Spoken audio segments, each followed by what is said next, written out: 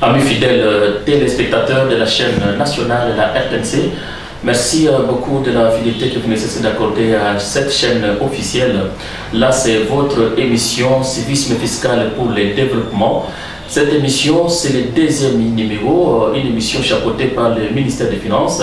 Là, je m'en vais directement saluer cette initiative du ministre en charge des Finances, Économie, Plan, lutte contre la fraude et l'incivisme fiscal, Yumba Mwanabout Samuel.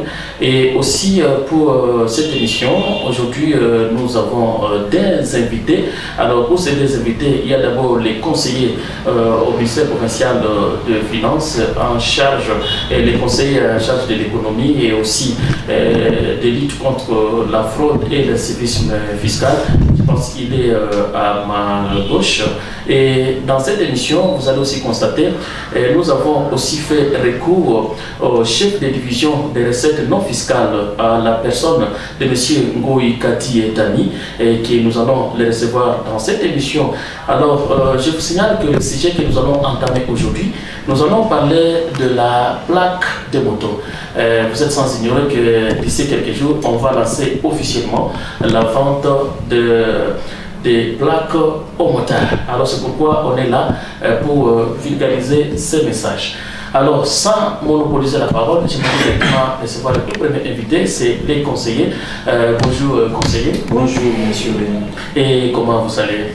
Oui, ça va bien, Dieu fait grâce. Voilà, et je pense que c'est le ministère des Finances qui chapeaute cette émission Civisme fiscal pour le développement. Alors, je ne sais pas si vous pouvez un peu rappeler quels sont les objectifs poursuivis pour cette émission. Merci beaucoup, monsieur René. Et nous saluons aussi en passant nos téléspectateurs qui ont toujours été fidèles. Comme vous venez de le dire, ça c'est le deuxième numéro par rapport à cette émission, le civisme fiscal pour le développement. Ici, il est question du développement de notre province de Olomami. Comme nous l'avions dit la fois passée, d'aucuns ignorent que le développement d'une province, le développement de toute entreprise, de toute organisation, demande beaucoup de moyens. Beaucoup de moyens, des moyens humains, de moyens techniques, de moyens matériels, financiers, politiques, juridiques et consorts. Mais ça demande beaucoup de moyens. Et ici, en ce qui concerne cette tranche ici, nous visons beaucoup plus le moyen financier, l'argent. La province ne peut pas se développer sans argent. La province n'a pas d'entreprise propre à elle. Son Excellence Madame le Gouverneur n'a pas une caisse quelque part où on peut aller puiser le fonds pour lancer des travaux de construction, pour lancer des travaux de réhabilitation de routes, pour lancer des travaux dans divers secteurs. L'argent que la province a provient des impôts et des différentes taxes. C'est notre argent, l'argent de toute la population, l'argent de tous les contribuables que nous sommes. Lorsque chacun paye son impôt, lorsque chacun paye sa taxe, lorsque chacun paye la redevance, conformément au service qui lui a été rendu, en ce moment-là, l'État ou la province dispose de moyens suffisants, lorsque nous payons en masse, pour pouvoir relancer et espérer un développement, n'est-ce pas, pour ce qui est de notre province. C'est pourquoi aujourd'hui nous sommes là, dans ce cadre-là, vous venez de le dire, ça concerne la plaque moto, c'est l'une de taxes. Alors, nous voulons, passant par cette émission, lancer l'appel à tous ces contribuables-là dans ce secteur de pouvoir s'aligner, de pouvoir accompagner ce gouvernement pour que nous puissions changer, n'est-ce pas, le quotidien de la population. Voilà en gros le pourquoi de cette journée. Voilà, je pense bien que vous êtes conseiller en matière économique de lutte contre la fraude et l'incivisme fiscal. Alors, je ne sais pas, selon vous, selon vos analyses, pourquoi les assujettis restent indifférents dans la province du Olomami. Ils n'ont pas cette culture fiscale, selon vous. C'est quoi justement le problème? Oui, je dirais que la responsabilité est partagée. On ne peut pas demander à un enfant ou à une personne de faire quelque chose si au départ la personne n'a pas été informée. On doit d'abord être informé, on doit être formé, on doit être sensibilisé. C'est alors que l'on pourra prétendre faire quelque chose. Et aujourd'hui, nous disons qu'il y a cet incivisme-là, l'évasion, la fraude et consorts. Ce n'est pas parce que tous ces contribuables-là refusent de payer des impôts, les taxes, non. Bien sûr, il y en a qui refusent malgré l'information, mais il y en a aussi qui ne sont pas informés ou qui ont une désinformation. Aujourd'hui, vous entendrez dire en route, voilà tout l'argent qu'on perçoit là, la DRHL dépense. Non, le gouvernement dépense. On ne voit rien sur le terrain. Et beaucoup plus de gens qui disent ça, ils ne contribuent même pas. Nous-mêmes qui disons ça, nous ne contribuons même pas, alors que nous sommes des assujettis. C'est pourquoi son Excellence, Monsieur le ministre provincial en charge des finances, économie, plan, lutte contre la fraude et l'incivisme fiscal, l'honorable Yumba Monaboutel Samuel, a initié cette campagne-là. Il a dit nous devons commencer par le commencement. Pour qu'il n'y ait pas de prétexte après, il faut informer cette population qu'on doit payer la taxe, qu'on doit payer les impôts. En passant, je peux prendre un exemple.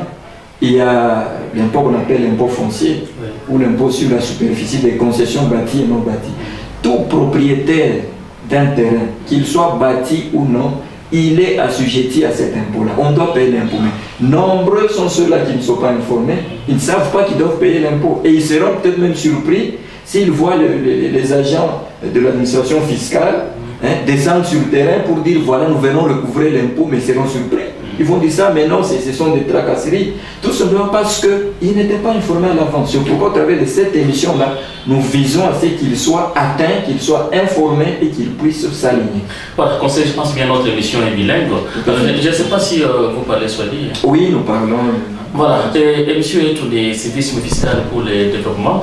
Alors, si tu es le ministère des Finances, il a quoi dans ce cas, sababu gani mnapendelea hii emission ifanyike ila mara ku radio na television na taifa? Ndio, asante sana. Tunajua ya kusema bantu ndio unafuata emission hii kila wakati. Ni kule ministre wa finance alisema inapasha tuinforme, tufundishe population yetu bajue ya kwamba province haiwezi kujidevelope, haiwezi kuendelea kama hakuna makuta. Na makuta ya province haina mfuko ya mtu mmoja itasema batabeba wala banze kulancer matravaux. Makuta ya province kunatoka ni kuma impôt, kunatoka kuma taxe. Ili sasa tukuna contribuer kila mtu mu secteur yake, mu niveau yake ya exploitation ya activité ana contribuer kule mataksi, analipa impôt yake, na njoo kule province itakuwa na makuta, tutaona barabara banatengeneza, tutaona moto muolo wa mjima banatuwekea moto, tutaona vitu vya chana ni kupitia impôt na mataksi. Na bila impôt na taxe, croyez-moi, hakuna kile kitaendelea. Sasa mimi napenda kujua juu ya nini watu wanajua kama wanapaswa kulipa ile impôt na mataksi, mais biko na ile resistance mwa wapendaki kabisa kulipa malgré wanajua ni sababu gani population ya Urumami abana na ile desturi ya kulipa impôt na mataksi? Ndio, naturellement kulipa impôt au taxe ina relevé mwile wanasema domaine ya contrainte. On force parce que ni mtu anatosha makuta anapeleka kwa nguvu, ndio kwa nguvu. Mais isikuye tu kwa nguvu kila mara, kwa nguvu banaleta ba policier banakufunga banapeleka ku parquet ndio unaanza kulipa impôt. Haiko mzuri vile. Ni kusema kila mtu anapaswa mbele kupenda province yetu. Kama tunapenda province yetu, kupenda province ni kupenda development. Kupenda development ndio kupenda province. Siwezi kusema mimi napenda Olomami mais silipake impôt. Donc kila mtu anapaswa mbele kupenda aifanye ile acte ya kulipa impôt na mataksi na mapeni. Na njoo kule detupeleka tunakuwa na ile culture inekala, tunajua kusema hapa ni kuna ujisha tomate, hapa ndo unapaswa kulipa tax fulani. Hapa ni kuna fanya transport, mimi napaswa kuuza document fulani. Hapa unafanya ibakie ikale ni kazi ya kila siku inabakia ikala. Njoo wanasema culture fiscale ile jinstallée mu population. Voilà, mimi nawaza kama ndugu watazamaji wapenzi, mnapaswa kujua kama kulipa kodi inakuwa ya muhimu sana sana. Kama unaona province nyingine inaendelea sana leo, tunasema ke Olomami ku Kongo, c'est parce que hatuyakuwa ile culture ya kulipa impôt. Alors kama tunaanza kulipa ile impôt na mataksi, mtaweza kuona namna Olomami ilikuwa ya mwisho inaweza kuwa ya kwanza. il est mis à me rassurer. Alors c'est pourquoi aujourd'hui nous allons parler tout simplement de la plaque de moto, parce que d'ici peu on va lancer officiellement la vente de la plaque de moto. Alors c'est pourquoi pour cette émission vous allez constater la présence de monsieur Ngoï Kadi Dani. Lui est le chef de division de recettes non fiscales, comme je l'ai annoncé dès le départ de cette émission, que je m'en vais directement le saluer. Bonjour chef de division. Bonjour monsieur. Vraiment, nous sommes très ravis de vous recevoir aujourd'hui pour la première fois dans notre émission Civisme fiscal pour le développement de la province d'Ouroumami. Alors avec vous, nous allons parler de la plaque de moto. D'entrée de jeu, est-ce que vous pouvez d'abord nous dire la plaque de moto, c'est quoi justement? Effectivement, monsieur le ministre, avant de commencer, je voudrais d'abord féliciter cette initiative de sensibilisation au civisme fiscal, qui est l'initiative du ministère des Finances, qui aujourd'hui sera chapeautée par l'honorable Samuel. En tout cas, toutes mes félicitations. Pour revenir à votre question, monsieur le journaliste, la plaque, comme on peut le dire, c'est un signe distinctif que l'on porte sur un élément ou sur un objet pour permettre son identification. Vous savez, aujourd'hui, dans le cas d'espèce, nous sommes dans le cadre de la plaque. La plaque moto, je pense qu'au niveau de la ville de Kamina, nous sommes face à plusieurs motos ici chez nous dans la ville de Kamina. Et sans l'identification, sans la plaque, on ne sait pas identifier, on ne sait pas connaître les propriétaires de ces engins roulants au niveau de la province du Haut-Mali. Et cela pose des problèmes, même au niveau sécuritaire, sur notre ville de Kamina. C'est ainsi que, usuellement, les législateurs, pour identifier les propriétaires des motos, les motos qui arpentent la voirie publique, il a voulu identifier ces motos-là par des plaques. Et voilà d'où est venue cette idée-là de plaque. Alors, je ne sais pas quelles sont les mentions se trouvant sur ces plaques-là. Sur la plaque, ok. En tout cas, avant la fin de l'émission, je crois que je vais vous montrer... vous avez aussi un modèle? Oui, je vais vous montrer le modèle de la plaque. Ou sinon, ce qu'on retrouve sur la plaque, c'est un numéro. Et ce numéro-là est unique par rapport à la plaque, et cela permet vraiment, lorsqu'on la colle à la moto, de l'identifier. Et vous verrez qu'il y a la mention Haut-Mali pour effectivement voir l'origine même de la plaque. C'est-à-dire ça vient de la province du Haut-Mali. Vous verrez que c'est écrit HL là-bas. Et vous verrez une mention CGO là-bas pour dire que la plaque est de la République démocratique du Congo. En tout cas, ce sont les mentions que vous trouverez sur la plaque dont nous faisons l'émission aujourd'hui. Alors, je ne sais pas, est-ce qu'on peut savoir l'importance d'une plaque sur la moto? Voilà. L'importance des plaques moto, ils sont multiples. Aujourd'hui, je veux peut-être parler de trois importances de la plaque moto. Oui. Premièrement, ça permet l'identification de l'engin par rapport au propriétaire. C'est-à-dire, lorsque le propriétaire sollicite une plaque et il la colle à sa moto, cela permet, même lorsque la moto connaît un accident, lorsque la moto a un problème, on sait identifier le propriétaire de la moto et même la moto elle-même. Voilà pourquoi vous verrez que dès lors que nous délivrons la plaque, nous ne délivrons pas seulement la plaque, nous délivrons aussi un document que nous appelons demande d'immatriculation où vous allez avoir les informations sur le propriétaire de la moto. Oui, allez-y. Ok. Deuxièmement, la deuxième importance d'avoir la plaque d'immatriculation, cela permet également en cas de sinistre ou en cas de perte de la moto, de retrouver, de permettre aux services de sécurité de retrouver la moto perdue. Vous voyez ici chez nous au Cameroun, souvent on assiste à des situations telles que il y a un accident qui s'est produit quelque part. On ne sait même pas retrouver la moto qui a commis cet accident. On ne sait même pas identifier le propriétaire de la moto qui a commis cet accident. Voilà, cette plaque là-bas permettra aux services de sécurité d'identifier la moto et même le propriétaire de la moto.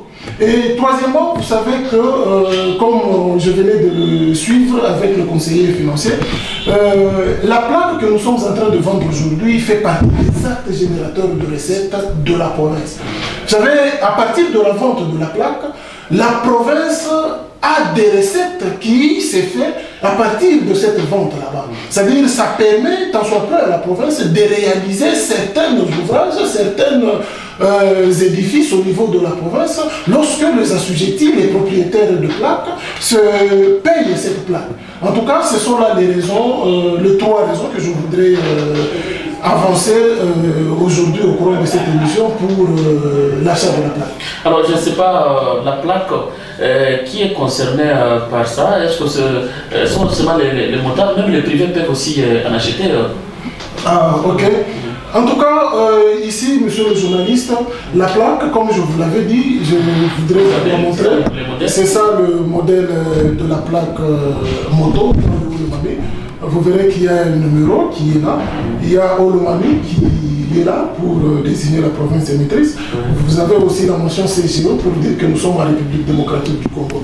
En tout cas, monsieur le journaliste, pour revenir à votre question, ceux qui sont concernés au paiement de la plaque moto, ce sont les propriétaires des motos. C'est-à-dire que vous soyez personne privée, que vous soyez entreprise, vous avez votre moto, vous devez payer la plaque. Vous devez identifier votre engin. C'est-à-dire tout propriétaire de moto est censé payer la plaque d'immatriculation pour sa moto. Est-ce qu'on peut savoir les prix? Je ne sais pas si c'est encore un secret. Non, c'est pas un secret. Oui. La plaque dans notre province se vend à $70. Oui. Son équivalent en francs congolais, c'est 140 000 francs. Alors, on ne sait pas la périodicité au moins de cette plaque de moto? Voilà. Là, je voudrais quand même insister parce que il faut que l'opinion publique soit informée. La plaque, dès lors que vous la payez, c'est pour la vie de l'engin. C'est-à-dire, elle reste collée à l'engin jusqu'à la fin de la vie de l'engin. Ce n'est pas pour la personne, pour le motard, celui qui paie la plaque? Non, ce n'est pas pour le motard, mais c'est pour la moto. Voilà pourquoi elle est redevable par le propriétaire de la moto. Mais s'il arrivait que le propriétaire a vendu sa moto, ou soit la moto est tombée en panneau, la moto est amortie, est-ce qu'il ne peut pas prendre la même plaque ici et insérer aussi à la deuxième moto qui vient de payer? Non, là ça ne peut pas se faire, monsieur le journaliste, parce que quand nous enregistrons les plaques ici, vous allez voir sur... Donc si on a deux motos, on paye deux plaques? Vous payez deux plaques. Et les plaques ne sont pas accessibles au niveau de personnes ou au niveau des motos. C'est-à-dire, dès lors que vous payez votre plaque, les éléments d'identification de cette plaque au niveau de la demande d'immatriculation, vous allez voir sur ces documents-là, il y a le numéro châssis de la moto qui est unique à la moto pour laquelle vous allez solliciter la plaque. C'est ainsi que la plaque n'est pas accessible. Dès lors que l'engin meurt, la plaque aussi meurt. Quand vous payez un autre engin, vous devez identifier cet autre engin. Alors, en ce qui concerne la procédure de paiement, est-ce que vous pouvez au moins nous expliquer comment ça se passe? On va passer par où? On commence où pour finir à avoir la plaque de la moto? Ok, en tout cas, au niveau de la ville de Kamina, nous avons 3 centres de perception. Okay. Au niveau du marché 82, sur la route 82, vous allez voir à côté... je crois, bon, au niveau tout simplement du marché 82, si vous posez la question, parce que là c'est difficile de donner l'adresse parce qu'il y a beaucoup des établissements à côté là. Si vous posez la question, il y a le centre d'Imaï qui se trouve là-bas. Au niveau de la ville, en face de Maïdine, vous allez trouver le centre Kaminaville et le centre Sobongo qui sont dans le même bâtiment là-bas. C'est-à-dire, lorsque vous sollicitez une plaque, vous voulez avoir une plaque d'immatriculation, vous allez vous rendre dans l'un de nos centres de perception, arriver là-bas. Les agents qui sont là-bas vont vous accueillir. D'ailleurs, ils sont bien accueillants là chez nous. Ils vont vous demander premièrement le titre de propriété, c'est-à-dire soit premièrement vous avez votre facture de paiement de la plaque. Deuxièmement, si vous avez payé chez une personne, vous devez avoir l'acte de vente de la plaque. Et cet acte de vente là-bas doit être notarié. J'insiste là-dessus parce que nous ne voudrions pas tomber dans les erreurs de voir une personne venir identifier la moto qui ne lui appartient pas. C'est ainsi que nous avons besoin de ces éléments-là pour être sûr de la propriété, c'est-à-dire de l'appropriation même de la moto. C'est-à-dire dès lors que vous exhibez ces éléments-là, vous allez, on va vous émettre une note de perception. Alors cette note de perception, vous allez avec ça à la banque, à Freeland, ici chez nous, vous allez verser le montant, donc 140 000 en francs congolais ou 70 $. Vous allez vous-même, c'est-à-dire le propriétaire de la moto lui-même, qui sollicite la plaque moto, arrive au niveau de notre centre, on lui donne la note de perception, lui-même va à la banque. Et à partir de la banque, il va verser la somme indiquée dans le compte de la province. Parce que la note de perception renseigne même le compte dans lequel vous allez verser cette somme là-bas. Et dès lors que vous finissez le paiement à la banque affiliate, vous revenez avec les preuves de paiement au centre de perception de la DRHL. Et là, le centre de perception de la DRHL, à partir maintenant de votre bordereau de versement, va vous émettre, vous donner une demande d'immatriculation.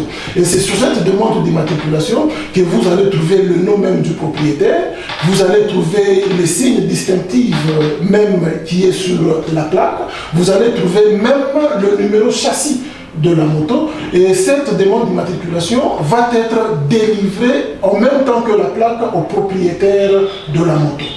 Et parce que là, je pense qu'il y a même des autorités qui ont des motos. Est-ce qu'ils pouvaient aussi leur exiger de payer la plaque pour la moto? Ils sont aussi concernés par ça. Voilà, monsieur le journaliste, ici nous sommes dans un secteur qui n'épargne personne. Dès lors que vous avez votre engin privé, vous devez payer cette plaque d'immatriculation. Que vous soyez autorité, que vous soyez militaire, vous devez vous procurer cette plaque d'immatriculation. Néanmoins, j'insiste sur les engins qui appartiennent à l'État. Parce que ici, cette plaque que nous sommes en train de vendre ici ne concerne pas les engins, bien les motos qui appartiennent à l'État, qui sont le service de transport des agents de l'État. Et néanmoins, si vous êtes autorité, si vous êtes militaire, qui que vous soyez, vous êtes détentrice d'une moto, vous êtes assujetti au paiement de cette plaque d'immatriculation. Et en ce qui concerne le paiement, est-ce qu'il n'y a pas moyen de payer cela tempérairement? Donc on donne d'abord une partie, comme le montant, ça peut à un certain moment compliqué certain, le 140 000, si on donne d'abord une partie, est-ce que ce n'est pas faisable selon vous? En tout cas, monsieur le journaliste, nous sommes déjà au deuxième semestre de l'année 2022, c'est-à-dire nous sommes en train d'exécuter le budget 2022 depuis le 1er janvier. Aujourd'hui, au moment où je vous parle, l'échelonnement, comme vous le dites là, n'est plus possible. Et voilà pourquoi nous sommes devant vous et devant la caméra ici pour dire aux propriétaires de motos que aujourd'hui, on ne peut plus permettre cet échelonnement parce que nous tendons déjà vers la fin de l'exercice budgétaire de l'année 2022. Alors, je ne sais pas quel prévoit le texte lorsque la CGT ne parvient pas à s'acquitter ou à payer la plaque de moto. Le texte prévoit quoi? Qu'est-ce qu'on va faire pour cette personne afin de décourager ce comportement? Voilà, monsieur le journaliste, dès lors que vous n'avez pas de plaque d'immatriculation, la loi ne vous donne pas accès à la voie publique. C'est-à-dire, si vous faites rouler votre moto sans plaque d'immatriculation sur la voie publique, vous verrez votre moto arrêtée et elle sera conduite à la fourrière jusqu'à ce que vous puissiez vous mettre en règle. Parce que lorsque une moto circule sur la voie publique sans plaque, c'est déjà une entorse à la loi. Voilà, bon, moi je vois que dans notre province c'est une innovation. Depuis que la province est là, on n'a jamais vu la plaque de moto, c'est maintenant qu'ils voulaient les mettre sur la vente. Alors pourquoi ce grand retard? Qu'est-ce qui a fait à ce qu'il y ait un grand retard pour vendre ce plaque de moto? Voilà, monsieur le journaliste, cela est dû, je crois, à l'évolution du système fiscal dans notre pays ici. Vous vous souviendrez qu'auparavant, les plaques moto étaient de la compétence du pouvoir central et étaient vendues par la DGI.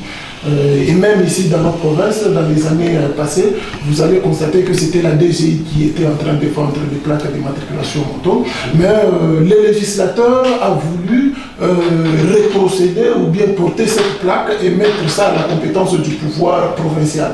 C'est ainsi qu'au début, cette plaque n'appartenait pas à la province. Maintenant que ça appartient à la province veut entrer dans ce droit. Et juste après cette vente, la vente va continuer ou soit ça va s'arrêter à un certain moment ou ça sera continué comme je l'ai tantôt dit?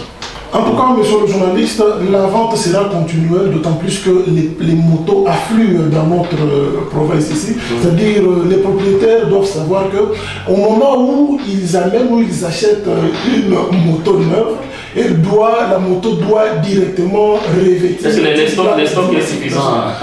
Monsieur le journaliste, je vous dis que le stock est amplement suffisant pour notre ville de Kamena ici. Et plus que suffisant, je vous rassure vraiment. Ouais, là, je pense bien, malgré que vous êtes chef de division, vous pouvez avoir une notion par rapport à la langue swahili. Est-ce que c'est possible qu'on puisse au moins changer la langue? Vous parlez swahili?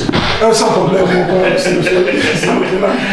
on parle voilà, tunaendelea kusema atujue tuko na uzisha maplaque ya mamoto. Unaweza kutufasiria iko na lazima gani maplaque ya mamoto? Parce que tunapenda bamotari bote bamukamina ou bien bali kuna mamoto banapasha kuuza maplaque ya mamoto. Unaweza kutufasiria mbele mswahili mzuri pour mtu wote atusikie juu ya nini na inakuwa na mafaa gani maplaque ya mamoto? Ndio, monsieur Lemi, merci beaucoup. Tunapenda kufasiria mswahili njoo watusikie. Tuko nauzisha plaque d'immatriculation ya mamoto. Importance yayo ni kuidentifier, c'est-à-dire kujitambulisha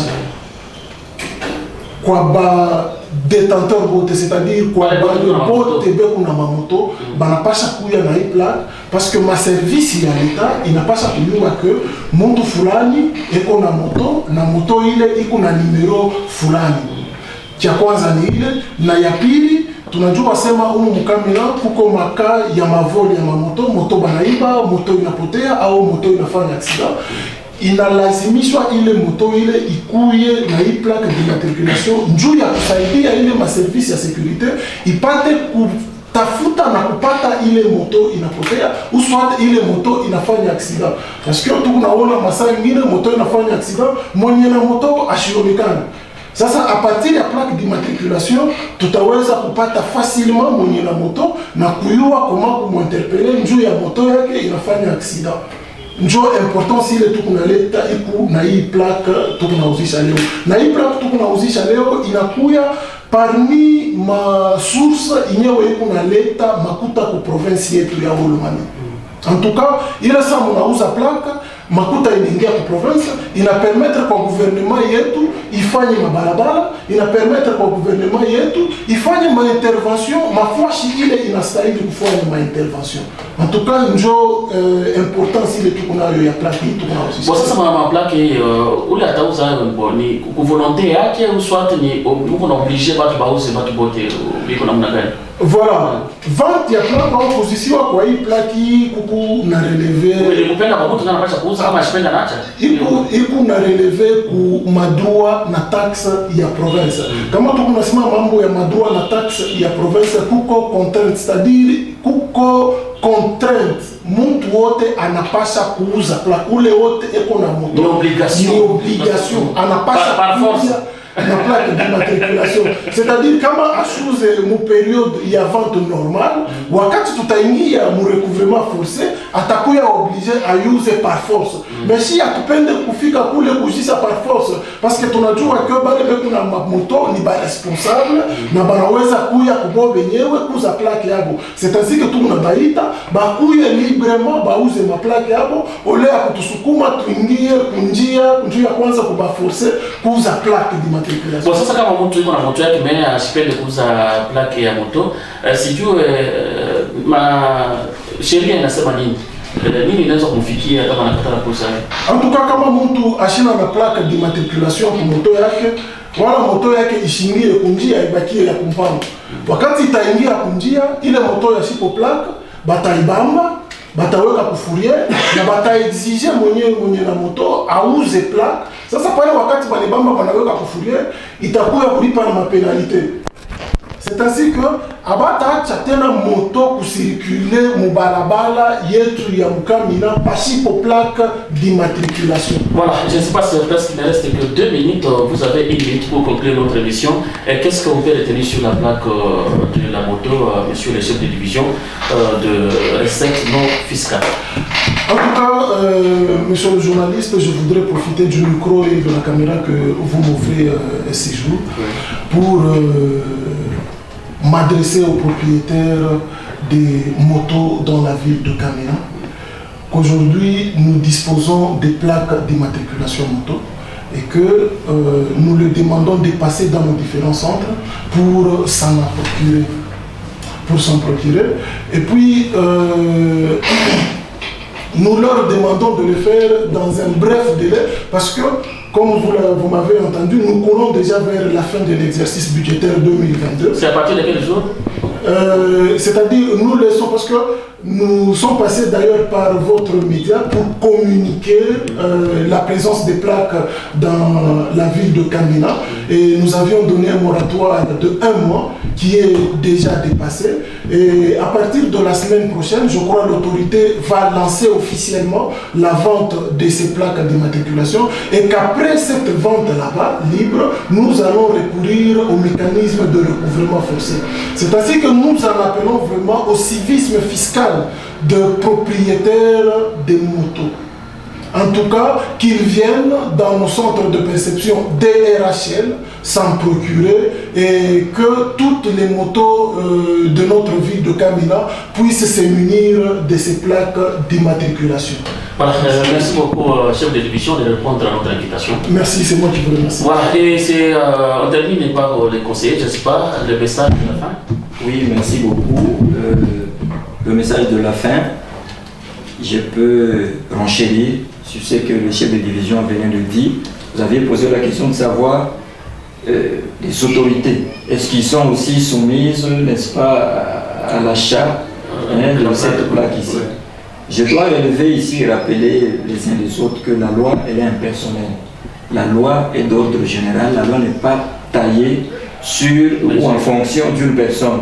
C'est-à-dire que vous soyez honorable député, que vous soyez ministre provincial, que vous soyez gouverneur, qui que vous soyez militaire ou civil, vous êtes obligé de payer cette plaque aussi longtemps que vous avez une moto qui emprunte la voie publique. Donc la mise en circulation de votre moto est conditionnée par l'acquisition de cette plaque ici. Et lorsque vous n'avez pas cette plaque, on va mettre la main sur vous, on a parlé de la fourrière, on va vous amener à la police et vous allez payer des pénalités. D'abord des pénalités vous payez d'abord le principal de la plaque, vous payez des pénalités pour un paiement tardif, vous payez encore des astreintes pour la fourrière parce que ce sont des policiers qui vont garder votre moto en lieu de sécurité, vous allez le payer. Donc tout le monde, dès lors que nous avons une moto, tel que moi ici en tant que conseiller du ministre provincial, si j'ai une moto, je suis obligé de payer cette moto. Voilà, je pense bien, aimables téléspectateurs de la chaîne nationale RTNC, nous sommes arrivés à la fin de notre... Il y a aussi un élément que vous voulez ajouter, oui. Je voulais aussi dire que il plaque, comme on a eu ça, c'est la moto sur toute l'étendue de la République. Puis vous avez une moto, si quand on a la possibilité de Kinshasa par moto, vous avez une plaque à Otakota-Matakizo. Donc c'est une plaque de accompagner fois chez vous, vous avez la plaque aussi longtemps que le moto a fonctionné. Voilà au moins ce que nous voulons donner comme précision. Merci beaucoup, conseiller. Merci bien, monsieur. Voilà, c'est l'émission Civisme fiscal pour le développement de la province d'Ouroumami. Aujourd'hui, nous avons parlé de la plaque des motos. Là, vous êtes éclairé par rapport à ça. Merci beaucoup d'être avec nous. Merci à la coordination de Moïse Chibam Akongal, la programmation de M. Edgar Kungu. De l'autre côté de la technique, c'est Patient Ngoyi Gatuzo qui nous a réalisé. Moi, c'est Shindano Gatuzo. Chokoremi. D'ici là, portez-vous bien. Et je vous dis que cette émission est chapeautée par le ministère de Finances. Là, je m'en vais aussi remercier l'honorable Yumba Mwanabout Samuel pour de telles initiatives. C'est pour booster au moins la province vers les développements. D'ici là, portez-vous bien. Au revoir et on se retrouve prochainement. Merci.